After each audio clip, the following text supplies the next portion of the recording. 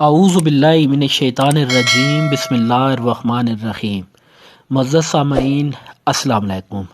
معزز سامعین، معرفت امام زمانہ علیہ السلام کے متعلق حضرت رسول اکرم صلی اللہ علیہ وآلہ وسلم کی احادیث۔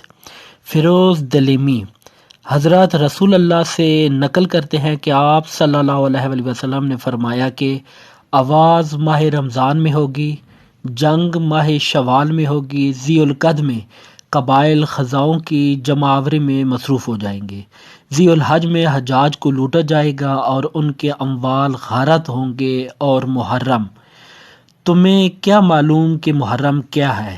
اس کا آغاز میری امت پر مصیبت اور پریشانی سے ہے، اس کا انجام میری امت کے لیے فتح و نصرت پر ہے۔ یہ سب حالات ایک دوسرے کے بعد یکے بعد دیگر آئیں گے۔ اس کے بعد ایک سائبان والا اونٹ آئے گا، نجات دہندہ آئے گا، جس کے ذریعے مومنین نجات پائیں گے اور وہ ہلاکت سے بچ جائیں گے۔ وہ ایسا اونٹ ہوگا جو ہلاکت سے دور بھگا کر لے جا سکے گا، اور وہ خزانوں سے بہتر ہوگا کہ جس میں 1,00,000 افراد پناہ لے سکیں گے۔ اللہم صلی علی محمد و آل محمد۔ معزز سامعین، یہ تھی حضور اکرم صلی اللہ علیہ وسلم کی حدیث معرفت امام زمانہ کے متعلق۔ ایسی بہت سی احادیث سننے کے لیے میرے یوٹیوب چینل زین علی رضا کو سبسکرائب کر دیں۔ امید کرتا ہوں آپ سب کو یہ چینل پسند آ رہا ہوگا۔ اگلی ویڈیو تک کے لیے اللہ نگہبان۔